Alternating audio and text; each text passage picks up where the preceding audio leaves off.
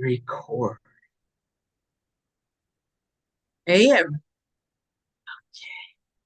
welcome everyone. Um, Spotlight myself for a minute anyway. Welcome. In case you don't know me, hi everyone on YouTube and everyone here. My name is Cyndi, and it is my blessing and joy to be one of the facilitators within the Evolve community at the Center for Awakening. And I also I've been working on a lot of product creation within the Center for Awakening. And on a very personal basis, I've been fully committed, um, to exploring and embodying the truth of who and what I am. It's my life. And I'm just so grateful for everyone who's in the room. I'm going to describe what we're going to do in this hour, and we're going to go back to gallery mode. And I'm so grateful for everyone on YouTube right now, whether you're here live or watching this later. Um, it's what we do together that makes the whole, that makes the difference, right? Um, and I'm feeling the energy flow. The other thing I want to say about this hour and our time together is that my intention is less about conversation and concepts, and it's more about opening for the possibility for a direct experience.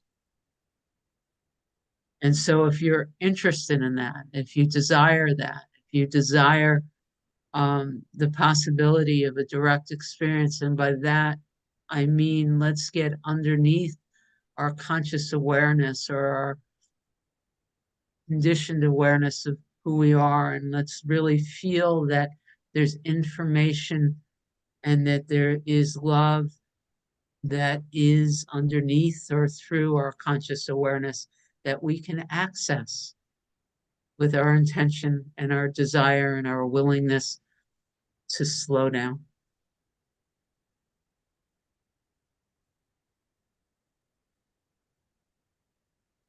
The topic this month in our conversation series is truth. And I've been here for the last two conversations, and I'll be here next week when Susan looks at this topic. Um, and there's a lot of different ways to look at truth. Last week, a lot of the conversation was on relative truth, and it's so valuable to know where we are right now and what our individual truth is and how to speak that.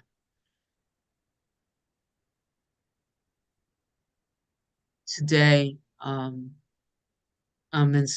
inspired to sink into um, something else. I once heard Rupert Spira state, "If you ask me to speak the truth, I must remain silent." And yet here I am, and you're asking me questions, and so I must speak. And in some ways, that sounds like a paradox. How can I both remain silent and also speak? And how can I show up here to facilitate a conversation about truth and at the same time be in this place of recognizing that the ultimate truth cannot be placed into words? And so, what I'd like to do is introduce um, my understanding of something else I learned from Rupert Spira. And so I'm not telling you that this is his teaching. I'm telling you this is my interpretation of something I received while listening to him and the way it landed here. I call it the I am portal. And as a mother, someone who loves children and playgrounds, I see this I am portal almost like one of those round tubes that the kids play in in a playground, right? And so you climb into this tube, and I'm calling it the I am portal. And on one direction of that I am portal is silence, is stillness, is bliss. If you are in that place and something pulls you into the portal and into our world of form, the other end of the I am portal is this world of duality and experience and a me and a you and relative truths and rights and wrongs and how do I make today better than tomorrow, right? Two ends. So I've got chills. So we're landing somewhere with someone. So truth teachings and this moment in time right now, and all of us that are here that still have this relative sense of being separate, I'm inviting you to join me in the portal, in that tunnel, right? And in that space, we're going to play with something that I've learned to call the Quaker style contemplation, which is a group contemplation.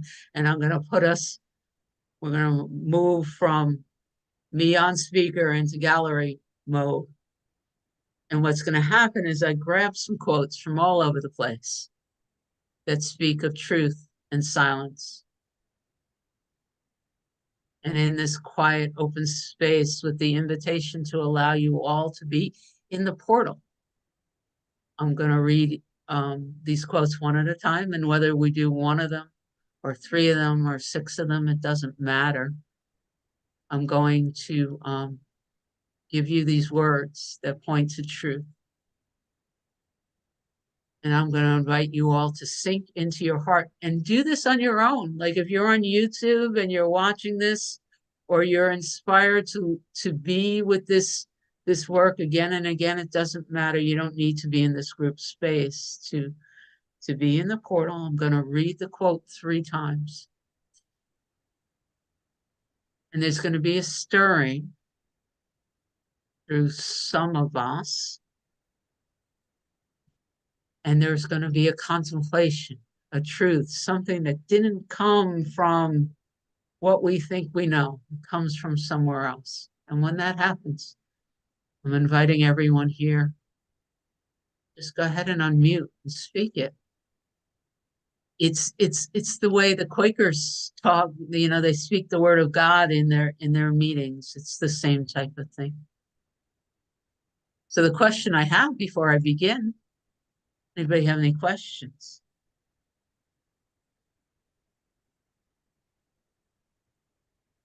I'm just looking around and we're from all over the world.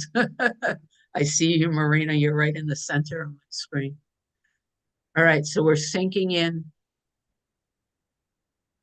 We've set our intention.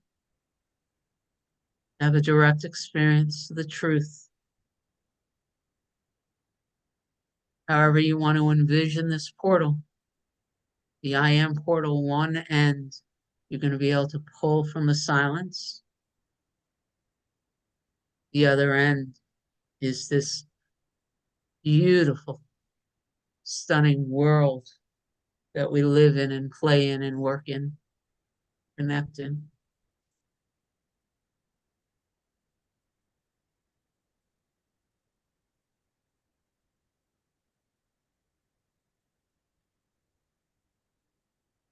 Here's the first quote, Albert Einstein. And it reads, I'm going to read it 3 times. I think 99 times and find nothing. I stop thinking, swim in silence, and the truth comes to me.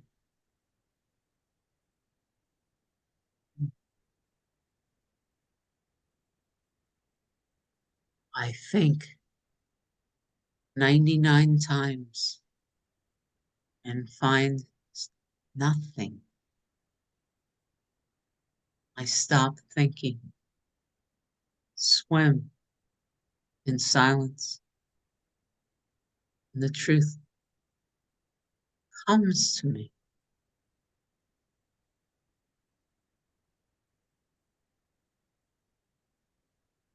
I think 99 times, find nothing. Stop thinking. Swim in silence. The truth comes to me.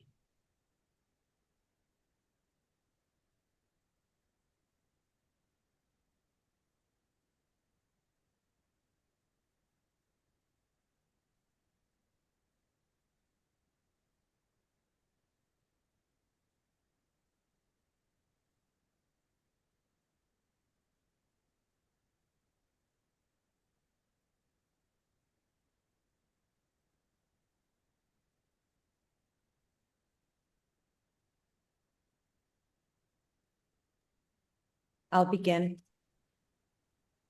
Stop trying to figure anything out. Stop effort. It just comes. Thank you. Please, Joanne.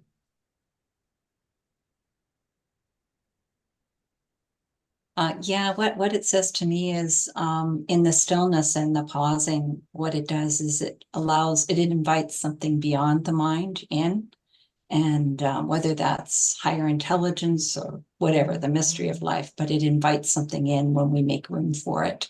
We slow the mind down. Thank you. Amy, please. I'm walking. I'm doing dishes. I'm sweeping the floor. I'm sitting. I'm in an argument. I'm reading a book. Whatever I'm doing, a thought arises and it is noticed. I didn't put the thought there. It just came. And as I watch the thought, as I observe it, am aware of it, it blossoms into something I couldn't even imagine. A flower of an idea with color and scent and smell and taste and touch. And that's all. And it fades away. And I keep washing the dishes or sweeping the floor. Thank you.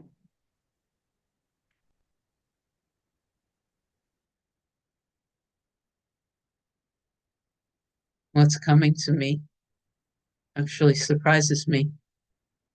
But I'm seeing quite clearly that the thinking happens and it needs to be exhausted. I'm being told as I'm sitting, and literally the hairs are on my end, to stop, trying to stop thinking. As much as I sit in the pause or I sit in meditation, the thinking happens and it's part of the process. And it needs, at least sometimes, to be exhausted. And once it's exhausted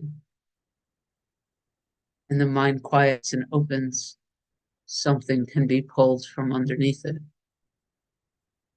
But I'm getting a very direct message to not reject anything, including the analytical, logical mind when it comes to these things. Judy.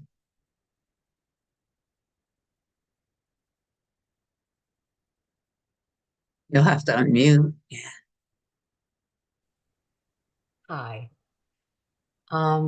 What I got from that quote, which I absolutely love, is when I am, even if I'm doing, not just sitting, when I go into the felt sense of the space around me, the awareness, those thoughts do keep coming and going. And I understand and realize I don't have any control over them. So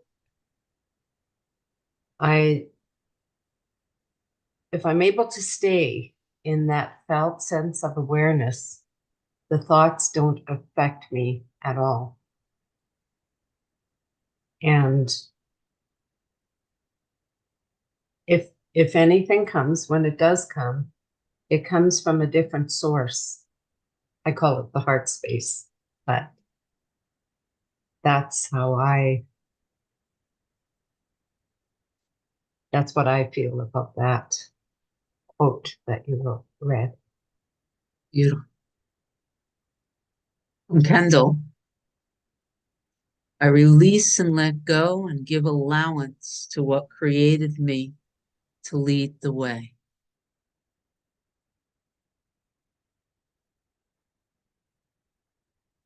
I'm guided just to acknowledge that we all receive from these truth words and these pointings what we need. They fit together, right? But they're not the same.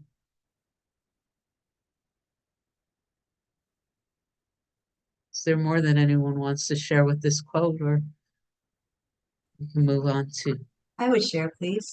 please? Thank you. What's coming to me is that the way of efforting is often a block in my personal experience. And that ease is the surrender that's needed to allow what needs to be seen to be seen. So it's the effortlessness of being that provides the access. Yeah, that's it. Thank you. Thank you. Nadego, what came up for you with this quote? Stop, trust everything. Beautiful. Thank you.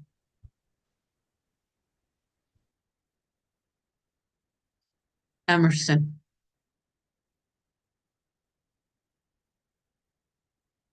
This quote reads, "Let us be silent, that we may hear the whispers of the gods."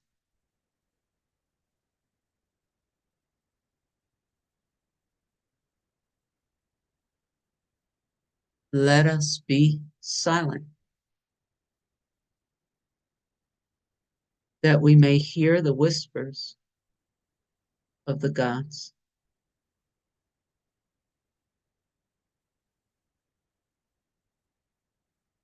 Let us be silent, that we may hear the whispers of the gods.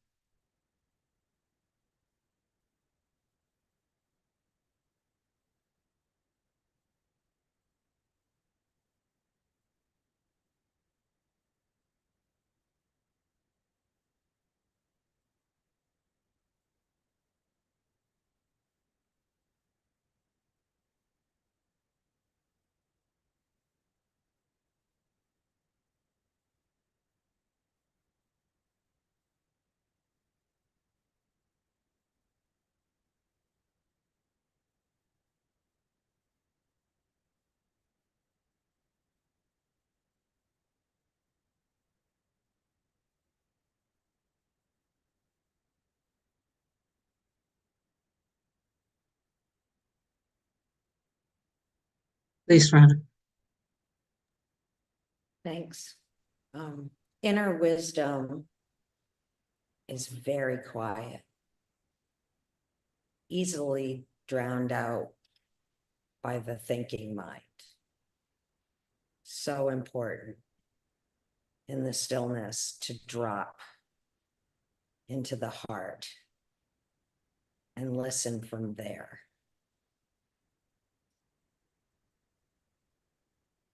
the voice is very succinct and pointed. Things like rest now, trust me. It's hard to mistake that voice for the voice of the thinking mind, which is loud and raucous and tends to think very quickly. Thank you.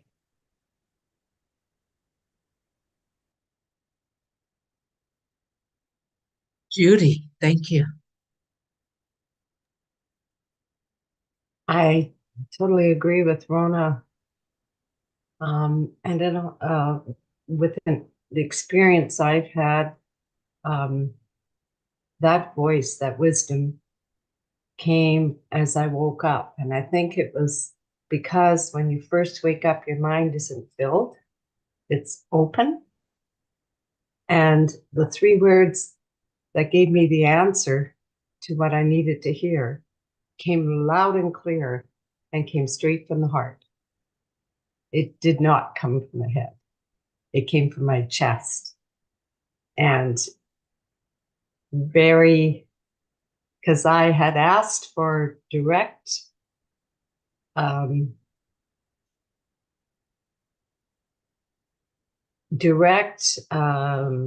decision on a question on something I had to do, and I was in a quandary of not knowing what to do, and fear was there. So that came through very direct, and to me, it came in the silence that was there as I initially woke up.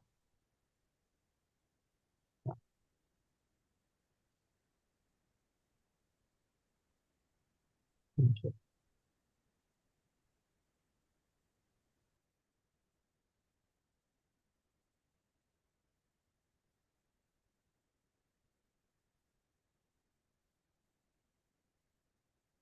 This quote also brings me to this space of remembering that I had a decision to make. And, the active mind was giving me choices, lots of them, well, 3 or 4 of them. And the feeling was heavy. There was no real fear. And somehow there was the knowledge that if I had multiple choices like that, that there was another choice. And so I took quite a few pauses. I went to sleep. I woke up. There were still these not knowing and lots of kind of logical solutions. And when I sat for my meditation this morning, a solution that was outside of any of the choices the mind gave me just dropped. And when the solution dropped, there was a feeling of relaxation and openness. There was like a intention that I didn't even know was in the body just released.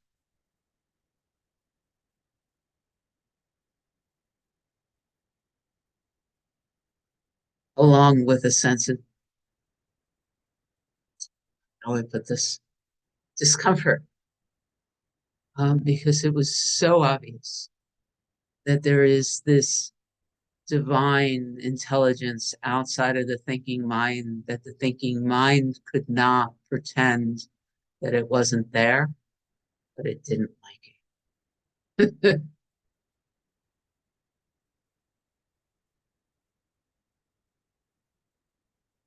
I'll read this quote once more, just in case there's more to be shared. Let us be silent, that we may hear the whispers of the gods.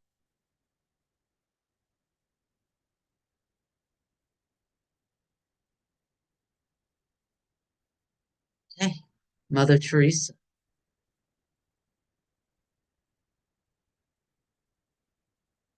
We need silence to be able to touch souls.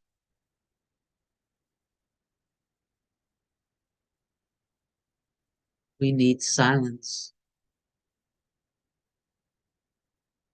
to be able to touch souls. We need silence to be able to touch souls.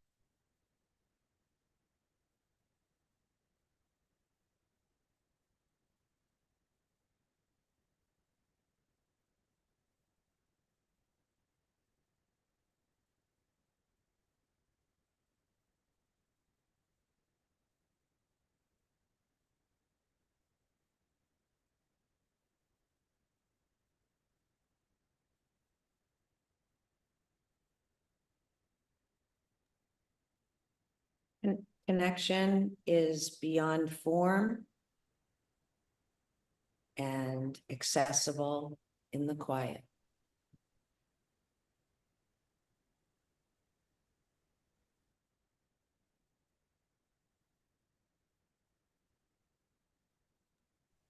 It almost feels like there's nothing to say. The silence is saying it all.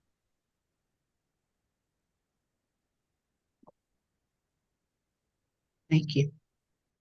Judy? What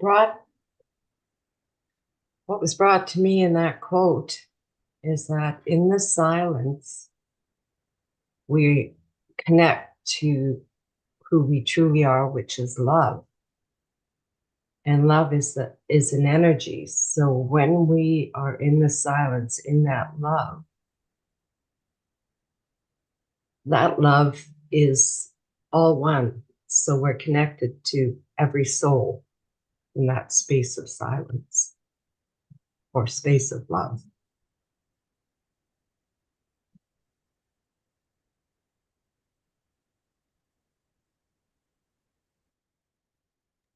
In the silence, there is a wellspring of compassion. And that compassion has an energetic quality that moves from the silence rather than the mind. Thank you.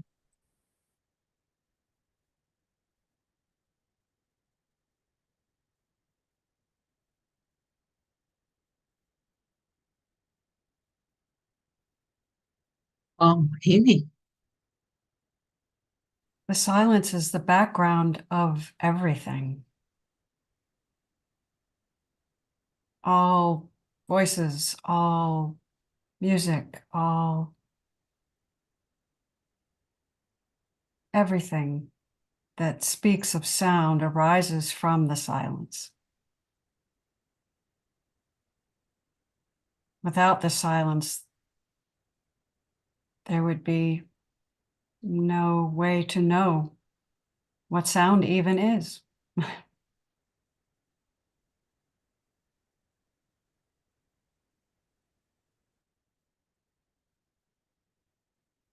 There's an experience that's happening now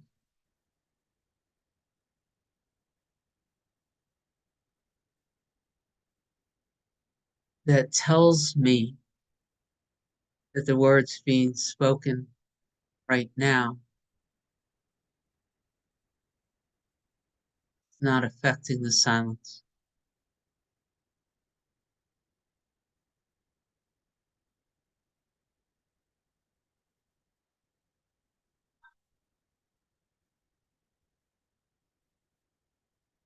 The example that comes to mind that I've heard so often and I've read so often are the white puffy the clouds in the sky. Do not touch or change the sky. This experience, this connection that's happening right now, these words are not clouding the silence or at least here. Not only are the words arising from the silence, they are not hiding the silence or distracting the silence or minimizing. There's this feeling that when we remember that all minds are joined and that we're all made from the same stuff, words can be used to open that space up.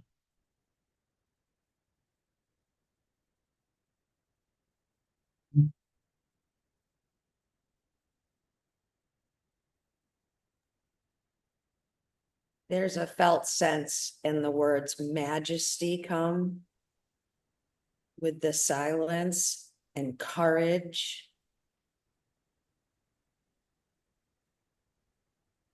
And flow.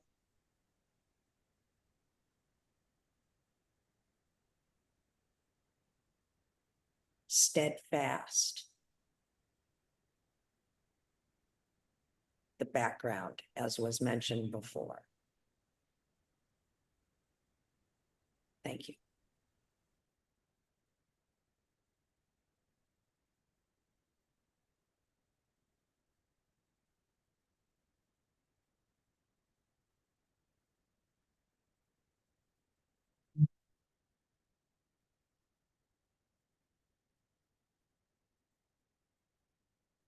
Mozart.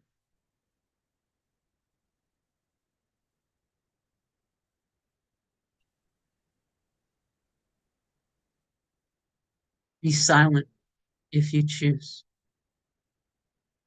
But when it is necessary, speak.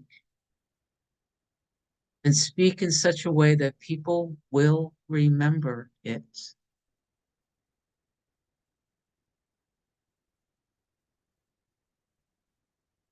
Be silent if you choose. But when it is necessary, speak. And speak in such a way that people will remember it. And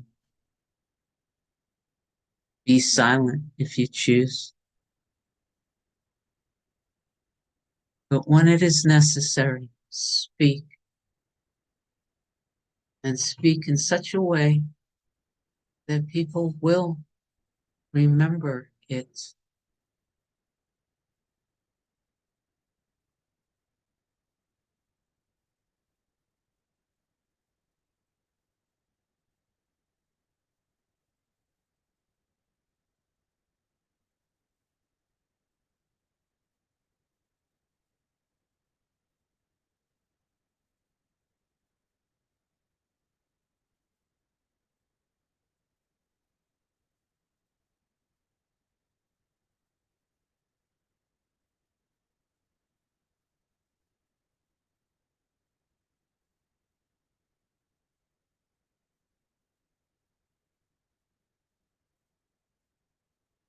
Please, Judy.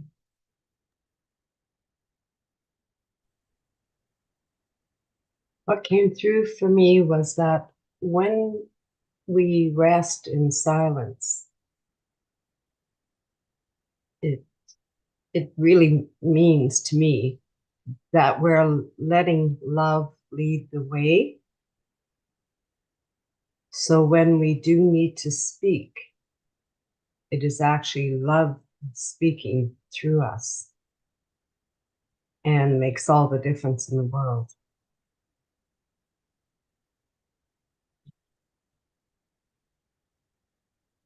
Thank you.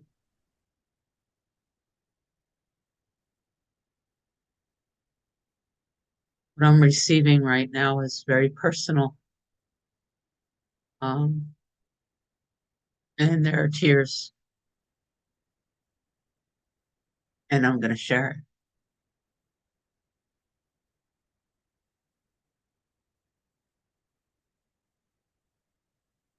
What I'm being told is that there's a purpose for my existence.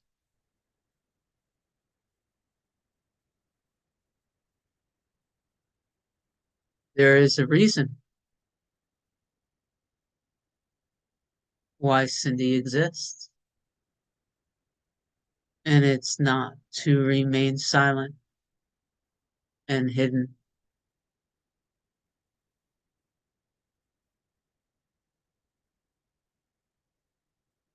It's not to be quiet when the impulse comes to speak. It's not to say yes when the answer is no. It's not to stay home when there's a life that wants to be lived. Mostly what's coming here in this moment is a very strong message that I exist and that it's good and that there's a purpose to my existence.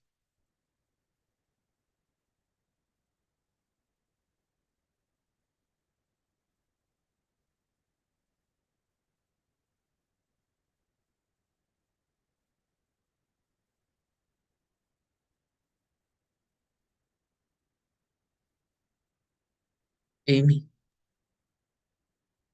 What comes for me is, oh, how I love the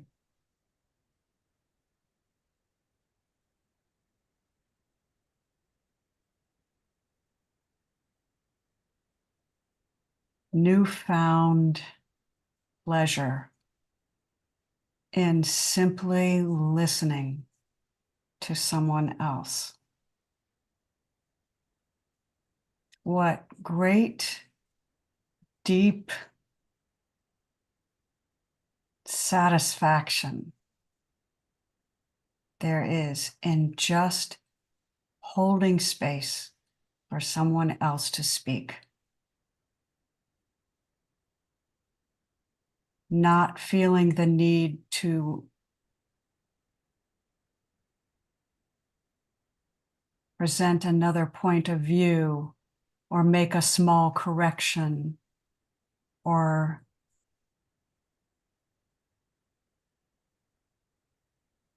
defend or enlarge the conversation, but just to sit with whatever comes up for the other and allow them to be who they are in the moment. Thank you. Thank you.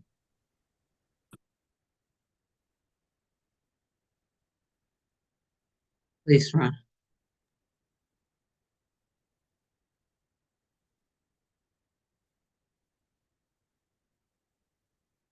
There's a little battle going on with the false self currently in whether or not the words spoken can be trusted as somehow coming from truth. And the mind wants to say, you're making it up. It's not helpful. Who do you think you are? And so the counter thought to that is, when is speaking necessary? How does one know that speaking is necessary?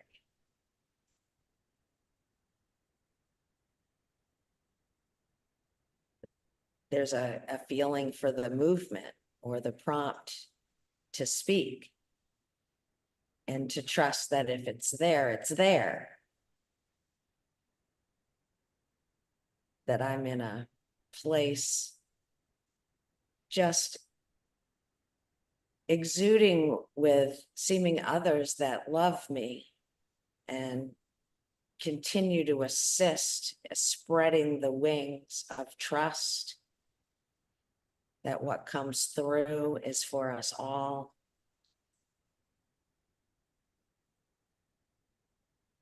there's a movement or a prompt, be willing to say it. You know? And I don't know, I believe I'm sharing that for myself and for any others. I just starting to really trust. Thank you. Thank you.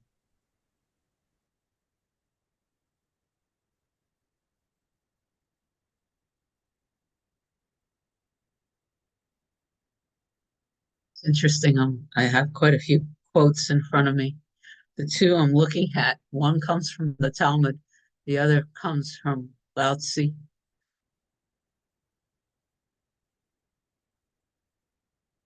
I'm going to read them both. Yeah, 3 times. And then in addition, I'm looking at the time as well. I'd like you to not only contemplate these quotes, but if anything comes forward for you to share, to attempt to put words to the experience that you're having right now, I invite you to speak to that as well. From Lao Tzu. Stillness benefits more than action. Silence benefits more than words. The Talmud. I have found nothing better than silence in this world. If a word costs 1 coin, then silence costs 2.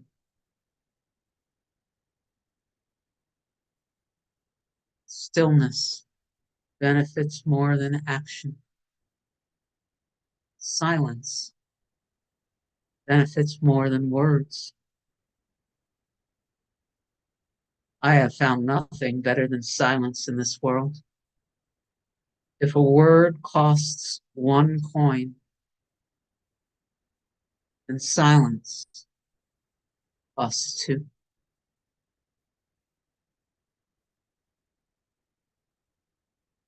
Stillness benefits more than action.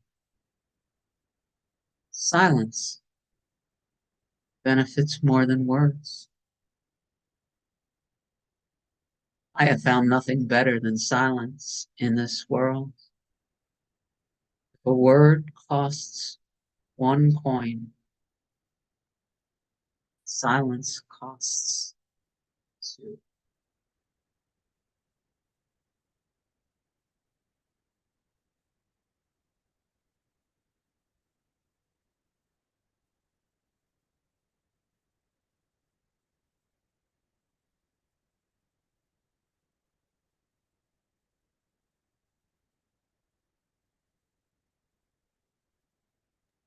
I'm getting that identity springs from the place of doing,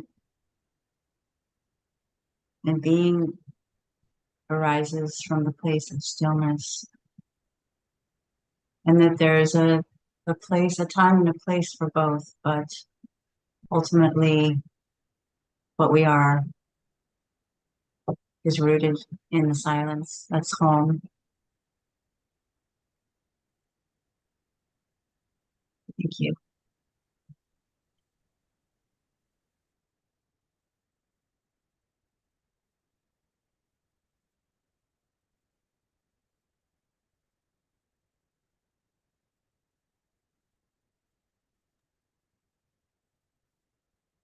Simply a feeling of deep peace. That's what I'm feeling right now. That's it. Thank you. Thank you.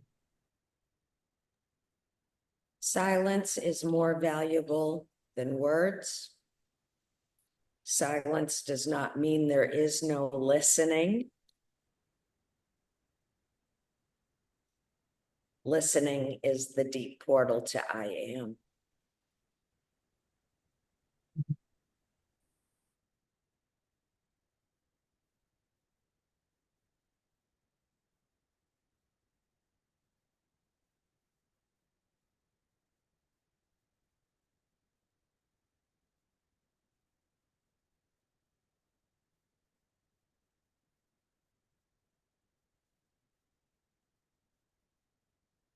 I'm having this experience as each person speaks of hearing the words arise from inside this sense of me instead of being received from outside of me. There's a real sense of intimacy,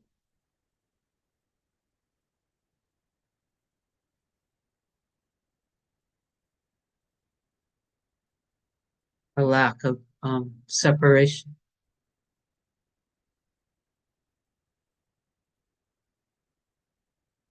And again, this continued experience of recognizing that silence, in the way it's being shown here now, does not mean no sound.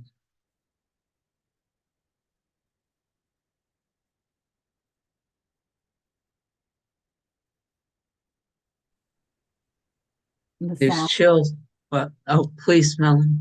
just thinking of the sounds of silence. Love that. And also, be still and know.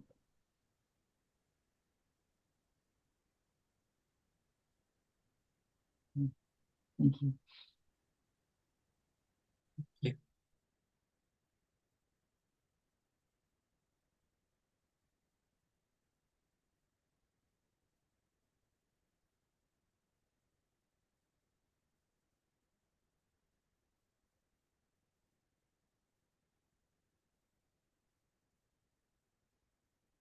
This truth or this silence that's coming through right now that appears to not exclude words. What it seems to exclude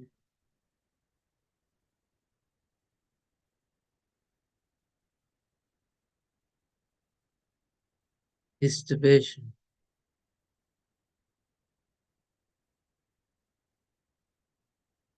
This sense of an I separate from you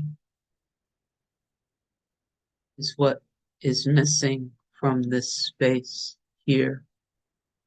And there's a feeling that it's that sense of an I who is not you, which creates the noise that distorts the truth.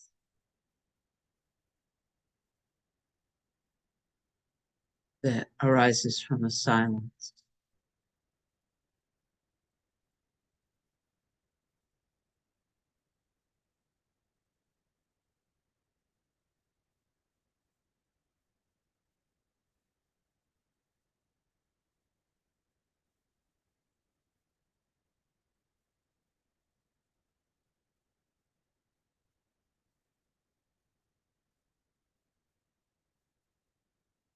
We have time for more. And with Melanie voice rising within, this is Leonard Jacobson.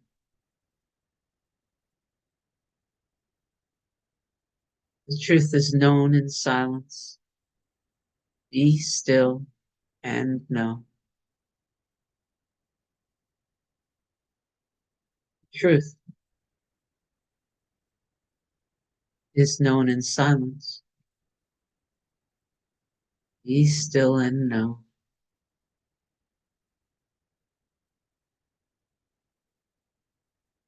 Truth is known in silence. Be still. Know.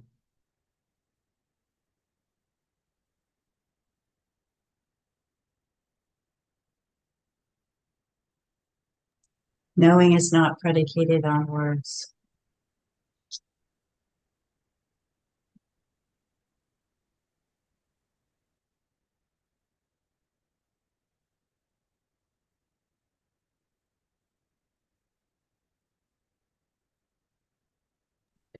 Is joy silent?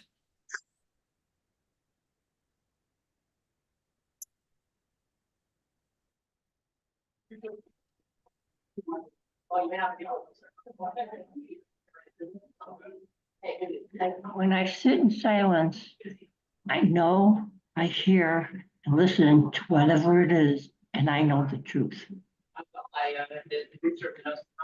Thank you, Bert.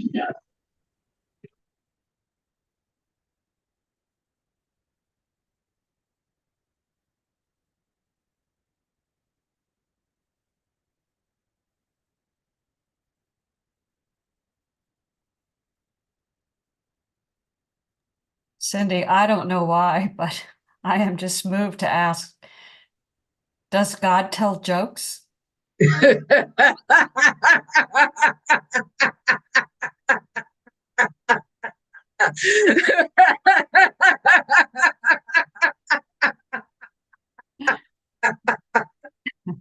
Oh, why not? Thank you. Why not? Ah, One just needs to look around. It's all a joke. oh, In an experience I had where I flipped into a consciousness in a second and watched the situation that was going on, that could have been a very argumentative situation. In that space that I was in, watching me and the other person, there was laughter. So I think, Amy, your question is, yeah, God tells jokes or God laughs. The laughter is in there. And wasn't it when we forgot to laugh? That's when everything happened. We forgot to laugh. And I also think of the cosmic joke too, right? That's when we take ourselves so seriously sometimes.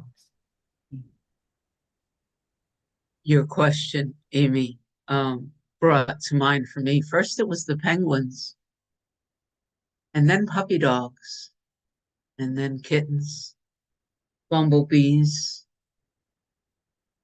these birds that fly here on the island with 6-foot wingspans. Took a walk this morning and I was watching 2 squirrels chase each other up a tree. And I just stopped and I laughed and I laughed. I mean, what part of this world, when you look outside of being human and thinking it's serious day-to-day problems, when we look at the animal kingdom, we look at the way they play and laugh and connect. I think there's so much joy here, yeah. This has been, looking at linear time. And I'm going to keep it here on the gallery screen. And there's time for anyone to share anything at all while we're still in this space. I don't know, but I just got the thought of the thirsty fish. Oh, thank you, Chuck. Absolutely. I had not a single Rumi quote, and you just brought it right up there.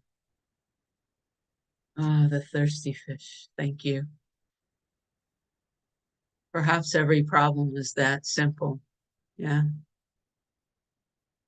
Our problems are no more serious than the thirsty fish.